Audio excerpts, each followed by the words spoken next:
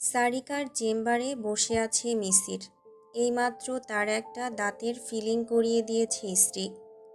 বেশ কিছুদিন যাবৎ বেশ অশান্তিতে ছিল দাঁত ব্যথা নিয়ে। চেয়ারে বসে আশেপাশে দেখছে মিসির। সারিকা জিনিসপত্র গুছিয়ে রাখতে রাখতে নিজের সহযোগীদের কিছু বলছে। আরও দুজন রোগী অপেক্ষা করছে। তাদের অবশ্য সরাসরি সারিকা দেখবে না, খুব গুরুতর কিছু নয়, অ্যাসিস্ট্যান্টরাই সামলে নেবে। কিছুক্ষণ স্থির বসে গালে হাত দিয়ে স্ত্রীর কর্মকাণ্ড লক্ষ্য করে গেল মিসির।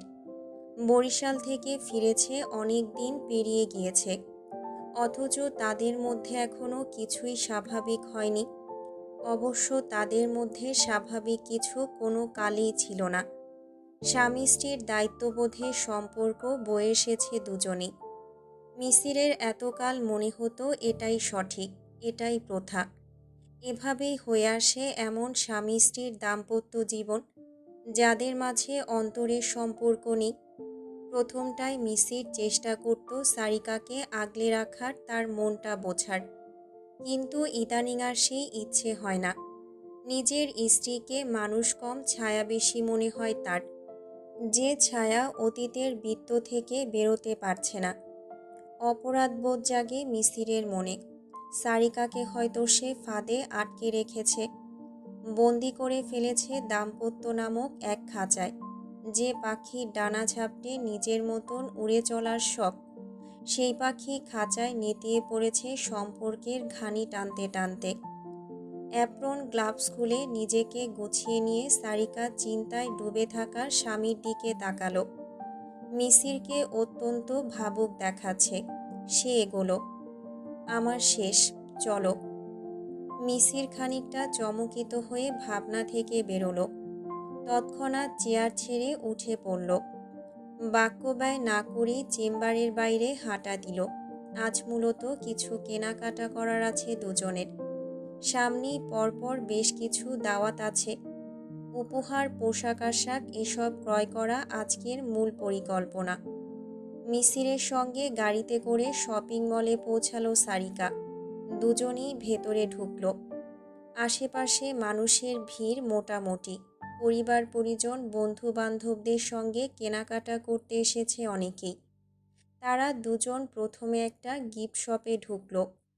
উপহারগুলো কেনা হয়ে যেতেই চলল জামা কাপড়ের দিকে। একটা শাড়ির দোকানে ঢুকতেই তাদের সোফায় বসতে দেওয়া হলো। স্টাফ পছন্দ জেনে একে একে সব কিছু মেলে দেখাতে লাগলো। সারিকার শাড়ি বেছে বেছে দেখছে, আর মিসির চুপটি করে বসে আছে। সমস্ত পতার কেনাকাটার সময় সে খুব দরকারি ছাড়া বিশেষ কোনো কথা বলেনি সারিকার সঙ্গে। মনে মনে ভাবুক হলো সারিকা। অতপর কি যেন ভেবে একটা হলুদ পাটি শাড়ি কাঁধে ফেলে স্বামীর দিকে ফিরল। মোলায়েম হেসে বলল, কেমন লাগছে আমাকে, এটা নেই? মিসিরের দৃষ্টি প্রসারিত হলো। বিস্মিত সে। সারিকা অধিকাংশ নিজের পছন্দে চলতেই ভালোবাসে। মিসিরেরও তাকে তার মতন করেই ভালো লাগে। তবে সরাসরি এভাবে জিজ্ঞেস করাটা এই প্রথম। তাই প্রথম কিছু সেকেন্ড মিসির উত্তর করতে পারল না। পরে গলা খাকারি দিয়ে বলল, সুন্দর লাগছে, নিয়ে নাও। সুন্দর? সুন্দর হলে চলবে না, আমার চমৎকার লাগবে। বাচ্চামো জেদ ধরে হলুদ শাড়ি সরিয়ে এবার একটা বেগুনি বর্ণের শাড়ি বেছে নিল সে। সেটাও উল্টে পাল্টে দেখে বিরক্ত হয়ে অন্য শাড়িগুলো দেখতে লাগলো।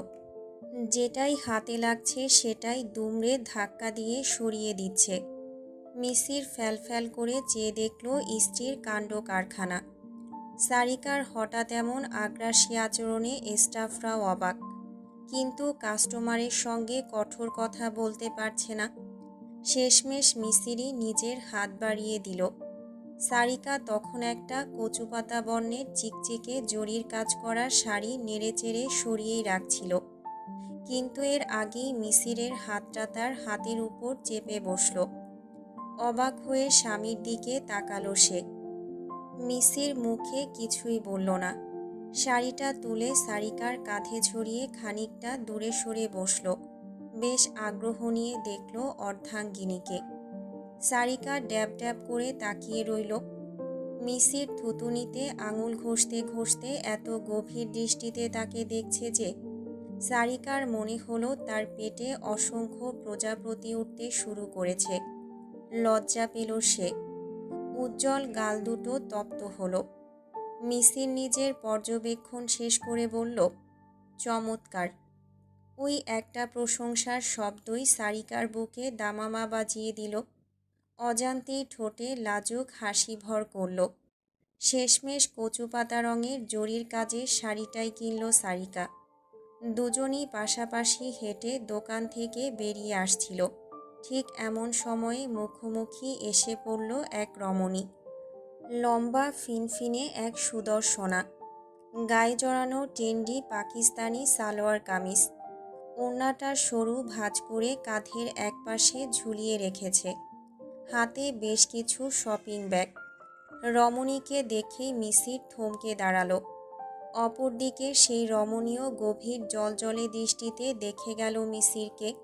এক নমনীয় হাসি ফুটল তার ঠোঁটে। কেমন আছো মিসির? মিসিরকে বিব্রত দেখালো, সাথে খানিকটা বিষণ্ণ। সারিকা একবার স্বামী অতপর সেই রমণীর দিকে তাকালো। কৌতূহল ফুটল তার চেহারায়।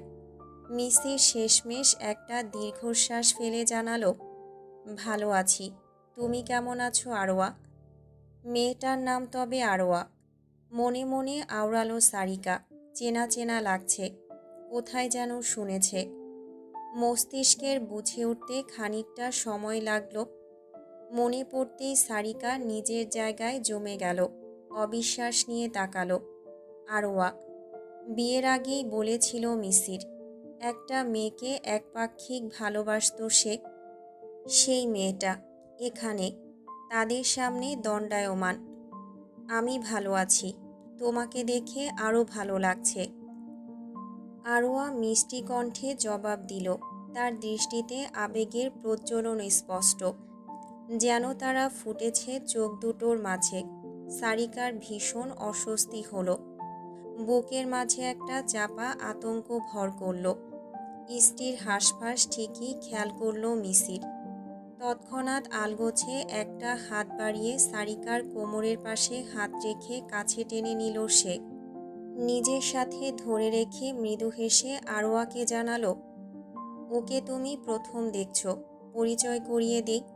My life, my wife, Sarika বিনতে আহমদ। চোখ পিটপিট করল সারিকা। মুখ তুলে মিসিরের সমুজ্জ্বল চেহারার দিকে তাকিয়ে রইল। বুকের ভেতর যে দামামা ক্ষণিক আগে বাজতে শুরু করেছিল সেটা এবার চড়াও হলো। সকাল ৯টা। কোর্ট প্রাঙ্গণে ব্যস্ত পদচারণা। কালো কোট পরনে আইনজীবীগণ নিজেদের কাজে যাচ্ছে দ্রুত পদক্ষেপে। চাওয়ালারা হাঁকডাক করছে।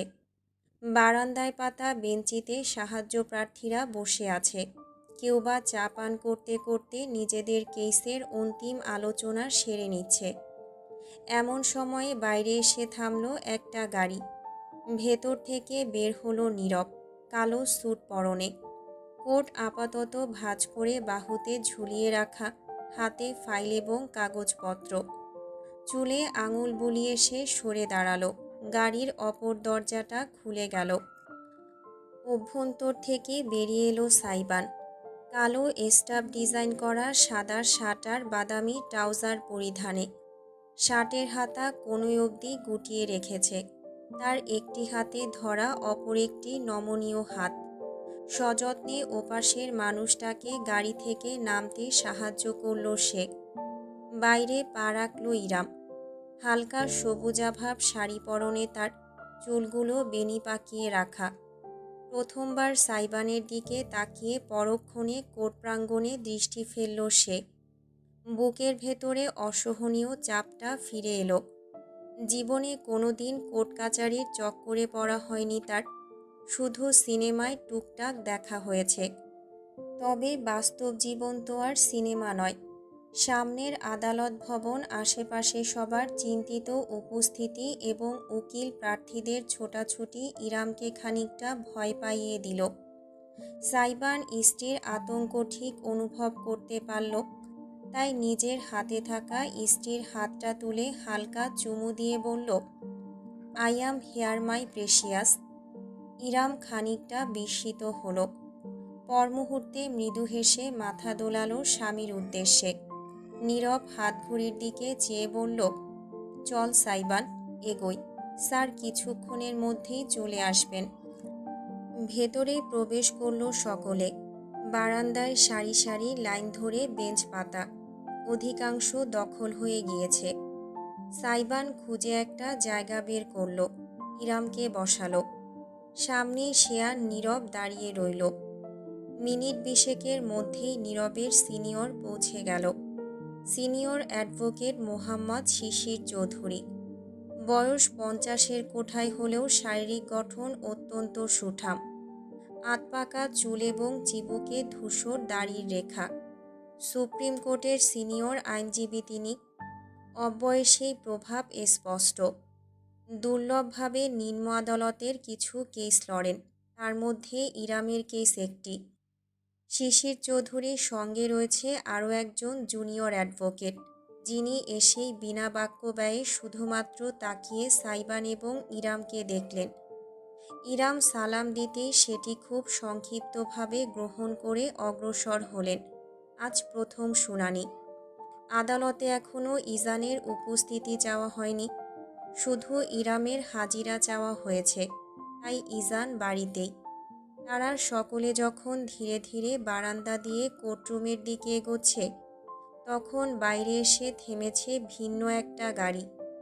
সাইবানের পাশে হাঁটতে হাঁটতে মুখ ঘুরিয়ে তাকালো ইরাম।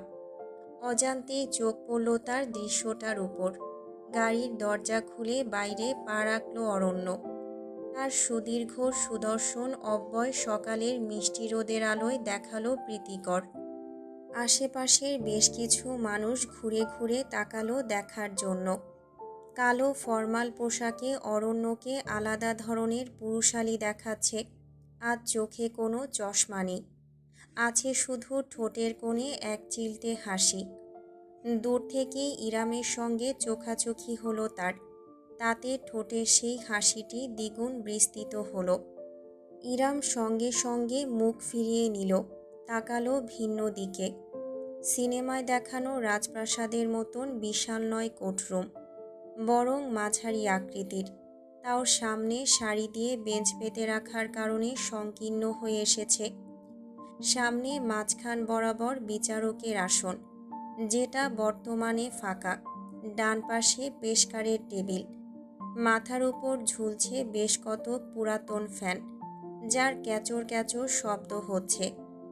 বেশিরভাগ বেঞ্চ ইতোমধ্যে পূর্ণ হয়ে উঠেছে অন্যান্য মামলার বাদী বিবাদী পক্ষের উপস্থিতিতে।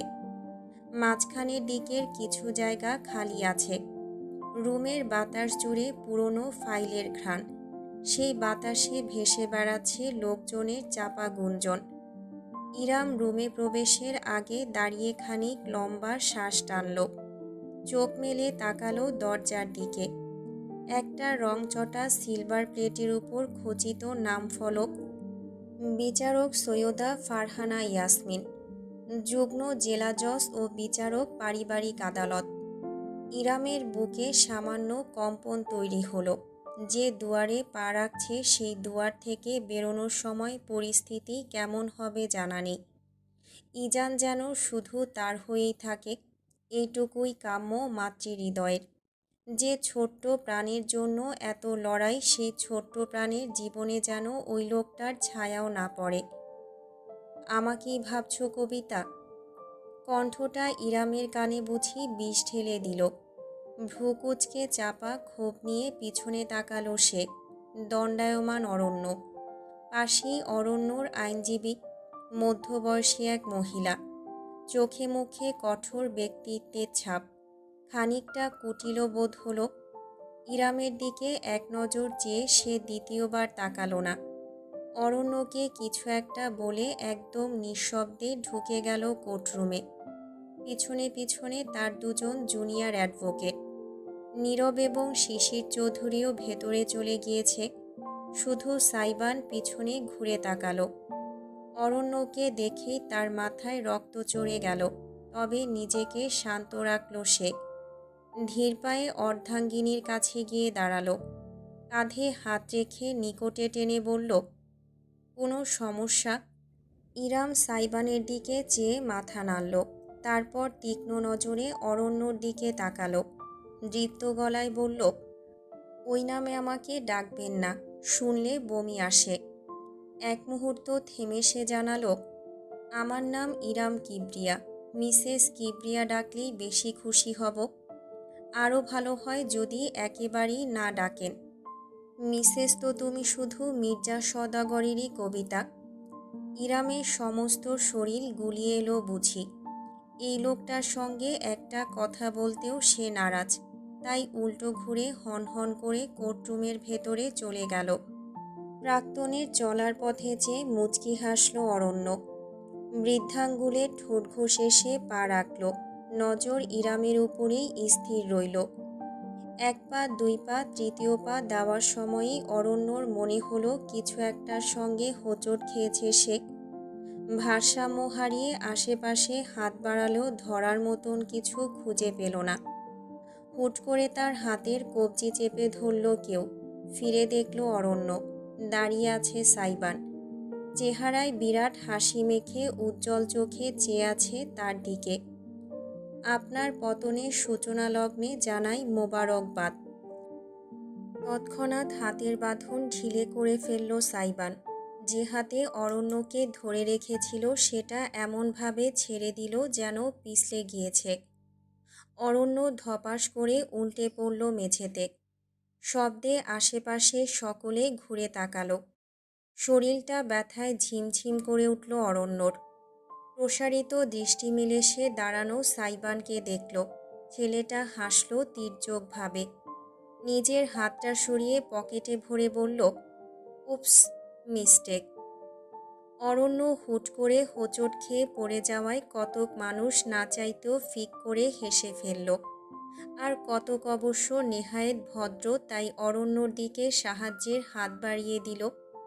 উঠে দাঁড়ালো অরণ্য। শীতল দৃষ্টিতে তাকালো সাইবানের দিকে, কিন্তু সাইবান তাকে দেখার জন্য বসেনি। ছেলেটা ততক্ষণে হেঁটে চলে গিয়েছে স্ত্রীর কাছে, যেখানে বসে আছে বিবাদী পক্ষ। কাটায় কাটায় ঠিক 10টায় পেশকার উঠে দাঁড়ালেন। দৃঢ় গলায় ঘোষণা করলেন, সবাই উঠে দাঁড়ান। তৎক্ষণাৎ পিনপতন নীরবতা নেমে এলো চারপাশে। বেঞ্চ থেকে সকলে উঠে দাঁড়ালো। মৃদু পদশব্দ শোনা গেল। তারপরই দেখা মিলল বিচারকের। এক বয়স্ক নারী, মাথার চুলগুলো রূপালী বর্ণ ধারণ করেছে, পরিপাটি করে আঁচড়ে খোপা বাঁধা, অফ হোয়াইট রঙের শাড়ি এবং তার উপরে জড়ানো বিচারকের কালো উর্দি, চোখে রিমলেস চশমা। চেহারায় বয়সের ভার নেই, আছে দূরদর্শিতা এবং তীক্ষ্ণতা। তার নামটাই কিছুক্ষণ আগে এজলাসে ঢোকার আগে পড়েছিল ইরাম, ফারহানা ইয়াসমিন। তিনি এসে নিজের আসন গ্রহণ করলেন। এতক্ষণ যাবৎ যে গুঞ্জন ছিল তা একেবারেই মিলিয়ে গিয়েছে। বিচারক এখন পর্যন্ত কিছুই বলেননি, তবুও তার উপস্থিতির প্রভাব ছড়িয়ে গিয়েছে চারপাশে। নীরবতা ভাঙছে শুধু পুরাতন ফ্যানের ক্যাচক্যাচ আওয়াজ। বসুন। গভীর কণ্ঠটি ধ্বনিত হলো। সকলে একে একে বসে পড়ল। বিন্দুমাত্র সময় ক্ষেপণ ছাড়াই মামলার কার্যক্রম শুরু হলো। পেশকার এক এক করে মামলা নং ধরে ডাকছেন, আর বাদী বিবাদী পক্ষ উপস্থিত হচ্ছে। কেউ 5 মিনিট, কেউ বা গুরুত্ব অনুযায়ী 10 মিনিটের মতন সময় পাচ্ছে। যত মামলা অগ্রসর হচ্ছে ততই উৎকণ্ঠা বাড়ছে ইরামের। অজান্তেই শাড়ির কাপড় চেপে ধরছে, কখনো বা এদিক সেদিক তাকাচ্ছে, পা নাড়াচ্ছে। সাইবান অর্ধাঙ্গিনীর পাশে বসে আশ্বাসস্বরূপ শক্ত করে তার হাত ধরে বসে রইল। প্রায় ঘণ্টাখানেক বাদে অবশেষে কাঙ্ক্ষিত ডাক শোনা গেল। পেশকার চড়া আওয়াজে বললেন, মামলা নং 158/2027, অরণ্য মির্জা সওদাগর বনাম ইরাম কিবরিয়া। ইরামের বুকের ভেতরে এবার একটা মোচড় দিয়ে উঠল। নীরব ইশারা করল সবাইকে। বেঞ্চ থেকে উঠে দাঁড়ালো তারা, তবে বাইরে বেরোলো না। বাইরে গিয়ে মাঝখানে দাঁড়ালেন শুধু শিশির চৌধুরী এবং অরণ্যর পক্ষের উকিল। বিচারক ফারহানা ইয়াসমিন তাদের টেবিলে পরিবেশন করা কাগজগুলো ঘেঁটে দেখলেন। না তাকিয়ে জিজ্ঞেস করলেন, বাদীপক্ষ? এক পা এগোলেন অরণ্যর পক্ষের উকিল মহিলাটি। দৃপ্ত গলায় বললেন, জি মহামান্য, বাদীপক্ষের পক্ষে উপস্থিত আছি। বিবাদী পক্ষ? পরের প্রশ্নে শিশির চৌধুরী ভারী এবং দৃঢ় গলায় জবাব দিলেন, জি মহামান্য, উপস্থিত। ফারহানা কাগজপত্র ঘেঁটে বললেন, বিবাদী পক্ষ এখনও লিখিত জবাব দাখিল করেনি, তাই পরবর্তী শুনানি পর্যন্ত তাদের সময় দেওয়া হবে। বাদীপক্ষের কিছু বলার আছে। অরণ্যর উকিল বললেন, মহামান্য আদালত, বাদী মানে আমার মক্কেল উক্ত শিশুটির জৈবিক পিতা। দীর্ঘদিন সন্তানের কাছ থেকে তাকে বঞ্চিত করা হয়েছে। একজন পিতা হিসেবে তিনি নিজের অধিকার চান, তাই আদালতের আশ্রয় নিয়েছেন। শুধু অধিকার চাইলেই তো হয় না, শিশুর ভালো মন্দ, সুবিধা অসুবিধা এবং সর্বোপরি স্বার্থের কথাও বিবেচনা করতে হয়। সে যাই হোক, বিবাদী পক্ষ, এর বিপরীতে আপনাদের কিছু বলার আছে। শিশির চৌধুরী সংক্ষিপ্তভাবে জানালেন, পিতাকে সন্তানের অধিকার থেকে বঞ্চিত করা হয়েছে, বিষয়টির সঙ্গে আমরা একমত নই। আমরা মামলার কপি পেয়েছি, নির্ধারিত সময়ে লিখিত জবাব দাখিল করব। ফারহানা মাথা নাড়লেন, কাগজগুলো আরেকবার দেখলেন, অতঃপর জিজ্ঞেস করলেন, শিশুটি এখন কার কাছে আছে? মায়ের কাছে। চশমা সামান্য তুলে সামনে তাকালেন ফারহানা। বেঞ্চের ওপাশে দাঁড়িয়ে থাকা ইরামের সঙ্গে দৃষ্টি বিনিময় হলো তার। ইরাম ঢোক গিলল। বিচারকের দৃষ্টিতে সে সামান্যতম সহমর্মিতা কিংবা অনুগ্রহ খুঁজে পেল না। তাতে শুধু নিরীক্ষণ। এক পলক পাশে দাঁড়িয়ে থাকা সাইবানের দিকে তাকালেন তিনি। অতঃপর সরাসরি ইরামকেই শুধালেন, উনি আপনার বর্তমান স্বামী? ইরাম খানিকটা ভড়কে গেল, তবে জবাব দিতে সময় নিল না। জি। আপনার ছেলের বয়স কত? 9 মাস। ছেলে আপনার আর আপনার বর্তমান স্বামীর সঙ্গেই থাকছে? জি। আর কিছু জিজ্ঞেস করলেন না ফারহানা। কাগজ দেখে শেষ একবার অরণ্যর দিকে তাকালেন। বিবাদী পক্ষ লিখিত জবাব দাখিল করবে। মামলার পরবর্তী শুনানির তারিখ? ফারহানা 2 সপ্তাহ বাদের তারিখ দিলেন। আপাতত সেখানেই সমাপ্তি ঘটল। ইরাম ভেবেছিল আরও কিছু বোধহয় হবে। কাঠগড়ায় দাঁড় করিয়ে জিজ্ঞাসাবাদ করা হবে, কিন্তু প্রথম দিনে তেমন কিছুই হলো না। পরবর্তী শুনানির দিন থেকে সবটা শুরু হবে বোঝা গেল। শুনানির কাজ শেষ হতেই সাইবান এবং ইরামকে আগামীকাল দেখা করার কথা বলে প্রস্থান করলেন শিশির চৌধুরী। গাড়ির দিকে এগোলো ইরাম। মাথাটা ব্যথা করতে শুরু করেছে বিনা কারণে, তাই কাউকে কিছু না বলে সে গাড়ির ভেতর উঠে বসল।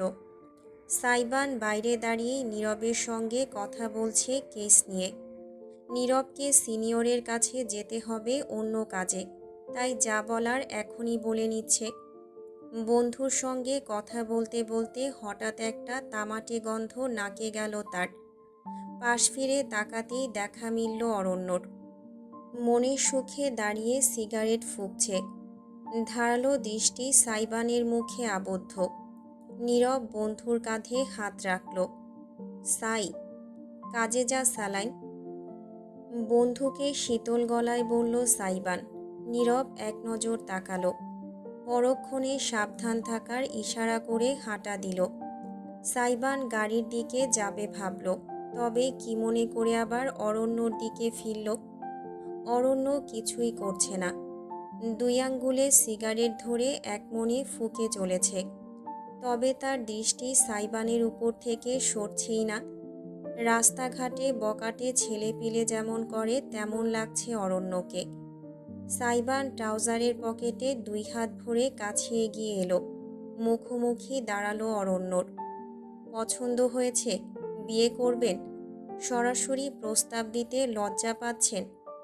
অরণ্য একটুও ঘাবড়ালো না, বরং সাইবানকে আপাদমস্তক দেখল। লজ্জা? হুম, অনেক লজ্জা পান বলেই আমার সামনে আসতে দ্বিধা আপনার। চোরের মতন আমি যখন থাকি না তখনই প্রকট হন। বাঁকা হাসল সাইবান, বুকে 2 বাহু বেঁধে দাঁড়ালো। অরণ্য হাত থেকে সিগারেটটা ফেলে পা দিয়ে পিষে ফেলল। অতঃপর বলল, আর যাই হোক, অন্ধ জন্তুর মতন কারো বাড়িতে গিয়ে ভাঙচুর করি না, হামলেও পড়ি না। সাইবান জানে অরণ্য কোন দিকে ইঙ্গিত করছে, তবে সে একটুও টলল না। মহিষ যদি নিজেকে বনের রাজা ভেবে বসে তবে সিংহের থাবা তো খেতেই হবে। অরণ্য খিলখিল করে হাসল। সোজা হয়ে সাইবানের মুখোমুখি দাঁড়ালো। সৈনিক ভালোই হয়েছিস দেখা যাচ্ছে, তবে যুদ্ধটা কার জন্য করছিস ভেবেচিন্তে দেখবি না? অবশ্য তোদের তো রক্ত গরম, শুধু চোখে একটুখানি আদরের ঠুলি চাপিয়ে দিলেই হলো। শত্রুতা তো আমার তোর সঙ্গে নয়। ভ্রু কুঁচকে গেল সাইবানের। প্রথমবারের মতন অরণ্যর কথায় সে সামান্য একটু দ্বিধান্বিত হলো। কি বলতে চাইছেন? এটাই যে বুদ্ধি ঘটে কম না। এইটুকুন বয়স কি করছিস, কার জন্য করছিস ভেবেচিন্তে করবি না? বলতে বলতে অরণ্য প্যান্টের পকেট থেকে নিজের ফোন বের করে নিল। সাইবান সতর্ক হলো। প্রস্তুত হয়ে রইল, যেন উল্টাপাল্টা কিছু করলেই পাল্টা আক্রমণ করা যায়। কিন্তু অরণ্যর তরফ থেকে তেমন কিছুই এলো না। নিজের ফোন বের করে সে সাইবানের দিকে এগিয়ে দিল। প্রথমটায় সাইবান হাতে নিল না। এটা কি? নিজেই দেখ, নাকি ভয় পাচ্ছিস?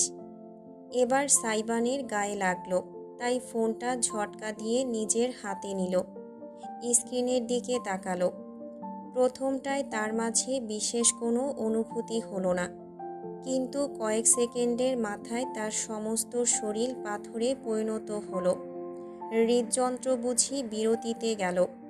মস্তিষ্ক দপদপ করে উঠল তীব্র চমকের তাড়নায়। সমগ্র দেহের শিরা উপশিরা জুড়ে খেলে গেল শীতল আতঙ্কের তরঙ্গ। অবিশ্বাস, বিস্ময়, বিহ্বলতা, ভয় সবকিছু একসঙ্গে ভর করল অন্তরে। ফোনের স্ক্রিনে ভাসছে একটা ছবি, খুবই অন্তরঙ্গ এক দম্পতির ছবি। রমণীটি ইরাম, কিন্তু পুরুষটি অরণ্য নয়, ভিন্ন কেউ। সাইবান নিষ্পলক চেয়ে রইল শুধুমাত্র ছবির ইরামের মুখ পানে। না, ইরাম হতেই পারে না, এটা অন্য কেউ নিশ্চিত। ইরামের মতন দেখতে অন্য কেউ। ভুল দেখছে সাইবান। ঠিক ওই মুহূর্তেই তার কানে বাজল অরণ্যর ফিসফিসে কণ্ঠস্বর। তাকদিরের যত্নের পাখি অবহেলার পাখিতে পরিণত হয় কেন জানিস? কারণ সেই পাখি অন্য কারো খাঁচায় ডানা ঝাপটায়। ব্যাস, আর সম্ভব হলো না নিজেকে ধরে রাখা। কয়েক সেকেন্ড কোনো প্রতিক্রিয়া করল না সাইবান। চোখের সামনে শুধু কালো দেখতে পেল। শরীরটা ভারী হয়ে এলো, যেন কোনো কিছু ভর করেছে তার উপর। তীব্র আগ্রাসন অনুভব করল সে। ইচ্ছে হলো টেনে ছিন্ন বিচ্ছিন্ন করে ফেলতে কোনো কিছু, আর হাতের সামনে অরণ্যই আছে। সাইবানের কণ্ঠ বেয়ে এক অমানবিক শব্দের উদ্গীরণ হলো। ফোনটা মাটিতে সর্বশক্তিতে ছুঁড়ে ভেঙে ফেলল সে। You mother ফাকার! অরণ্যর উপর ঝাঁপিয়ে পড়ল সাইবান হিংস্র জন্তুর মতন।